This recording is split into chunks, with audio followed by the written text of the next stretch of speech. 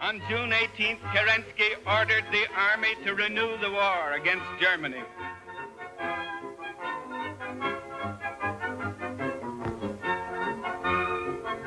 The woman's battalion was enthusiastic.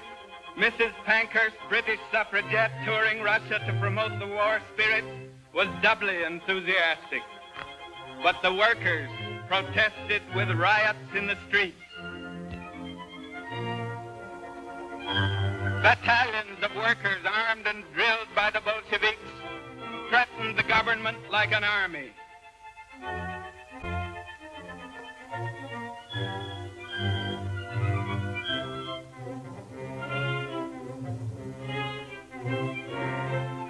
Kerensky arrested and disarmed the Workers' Guard, jailed Trotsky, and declared Lenin, who went into hiding, a state criminal to be arrested on sight. The Tsarist generals availed themselves of the opportunity to prepare a counter-revolution. Their candidate for military dictator was the young General Kornilov. The Soviet mobilized its orators and rearmed the Workers' Guard, prepared both to argue and fight. Again, the many troops from the front marched on the capital, and again, when they got there, they joined the masses.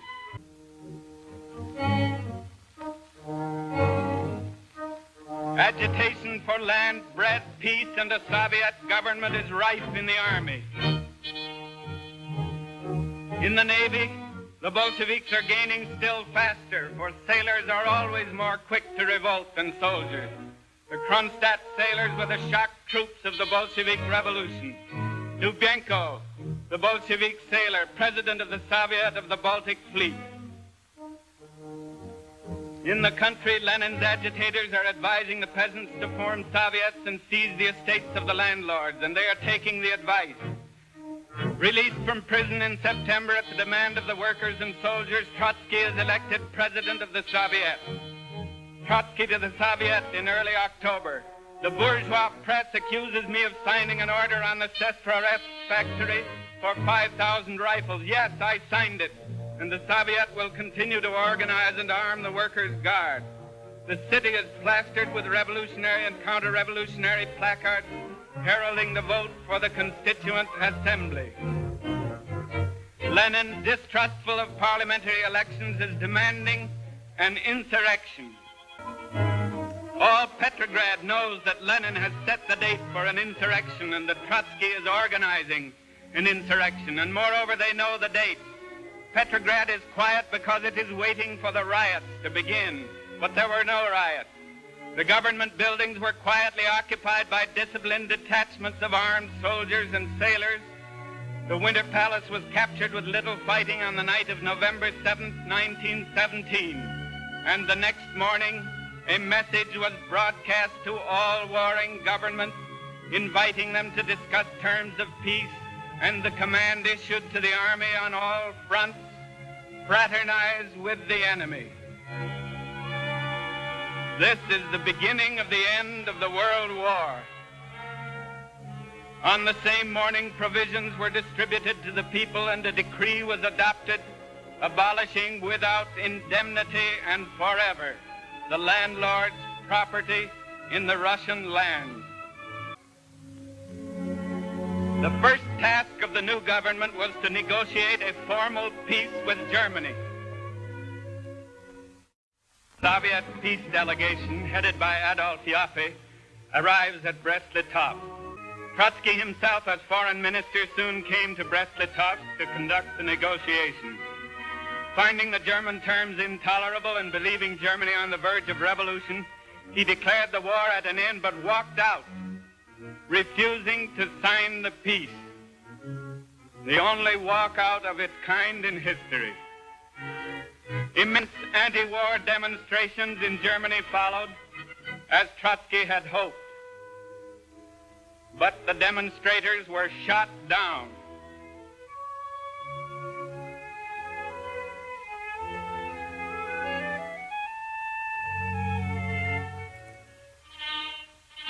The Kaiser was still firmly in power.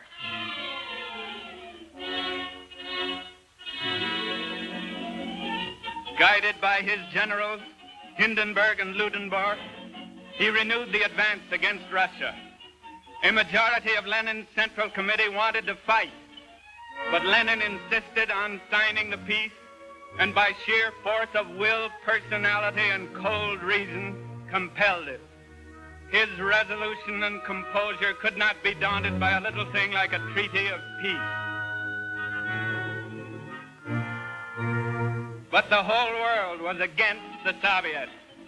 On a pretext of supporting the independence of the Ukraine, the German soldiers marched into Kiev and clear across Russia to Rostov-on-the-Don. An old social revolutionary, Tchaikovsky, forming an anti-Bolshevik government at Archangel, invited Great Britain to help him. Great Britain accepted.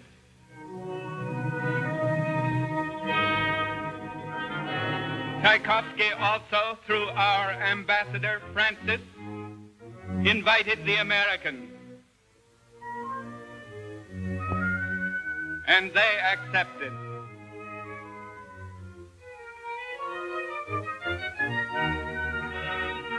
The Japanese invaded Siberia with an army of 70,000 men.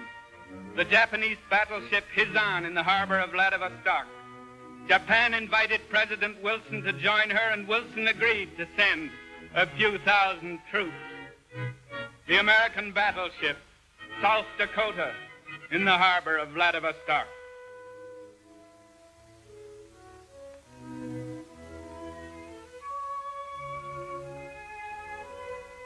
In Kuban, General Borgaevsky was marshaling the Cossacks against the Soviets. A year after the revolution, the Soviet government was surrounded by 14 hostile armies operating on a front 7,000 miles long. They moved their government from Petrograd to Moscow and within the walls of the Kremlin. The task of creating a revolutionary army was given to Leon Trotsky. By persuasion or by force, Trotsky won the services of many Tsarist officers. This is General Vasetiv. The most famous was General Brusilov. Colonel S.S. Kamenev, famous only for his mustache, became commander-in-chief. In the same month, Lenin was wounded and Uritsky shot to death by an assassin. But a committee of Russian patriots was in Paris persuading France to take the Kaiser's place. Paul Milyukov. Kerensky himself, without flowers, now was in Paris for the same purpose.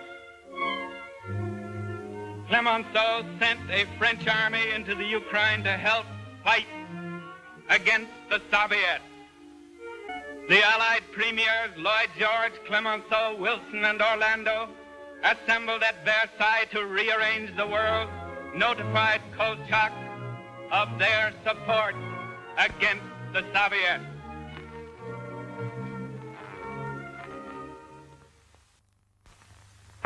Kolchak's army, which is capturing Soviet soldiers by thousands. A civil war has to be ruthless, said Kolchak to his minister Ginn. I give orders to my officers to shoot all communist prisoners. Either we'll shoot them or they us. It was so in England in the Wars of the Roses. It must be so with us. The white officers stand guard while their aides remove the shoes of the Bolshevik prisoners. The red soldier laughs at death.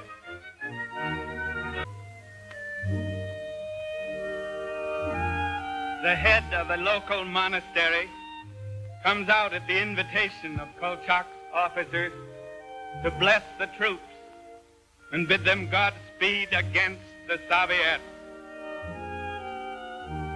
In Moscow, starvation is fighting on Kolchak's side. Women spend all day in the surrounding country foraging for food. After stopping Denikin in the south, the Red Army concentrated all forces to sweep Kolchak's troops out of European Russia. The imperial flag was unfurled in the northwest by the Tsarist General Yudenich.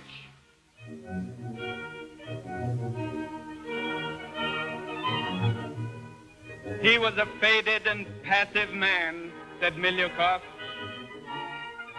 concealing his limited mind and stubborn will under a mask of silence.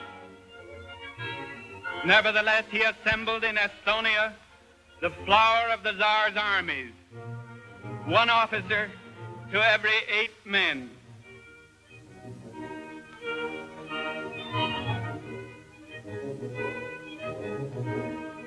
He was supplied with munitions and instruments of war by Great Britain.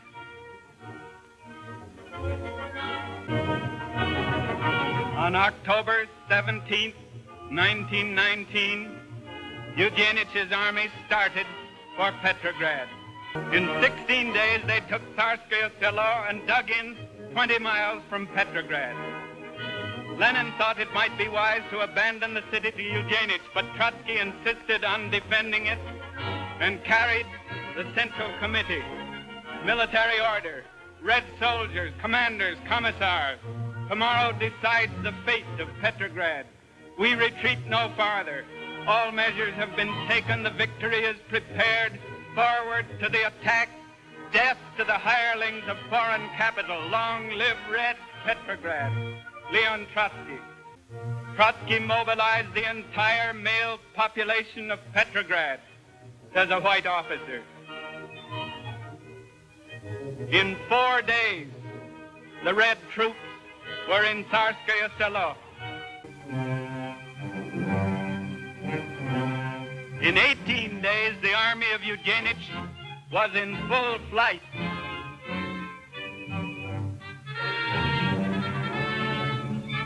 Pursued by soldiers, sailors, civilians, shot, shell, and propaganda. Soldiers of the army of Eugenich, read, listen, think. The Red Army does not fight against workers and peasants. Come over to our side. We will receive you like brothers. Without landlords and capitalists, czarist generals and bureaucrats, our country will live a peaceful and happy life. Death to the czarist general Eugenich. Long live workers and peasants, Russia. Leon Trotsky, President of the Military Revolutionary Soviet of the Republic. Lenin, although now far from well, is happy. Few then realized that Joseph Stalin would subsequently play the leading role. While the Bolsheviks were encircled by the world's armies, sympathizers from all countries made their way underground to Moscow to form the Communist International. Parley P. Christensen, former Labor candidate for president, is an American guest. He towers over Lenin physically.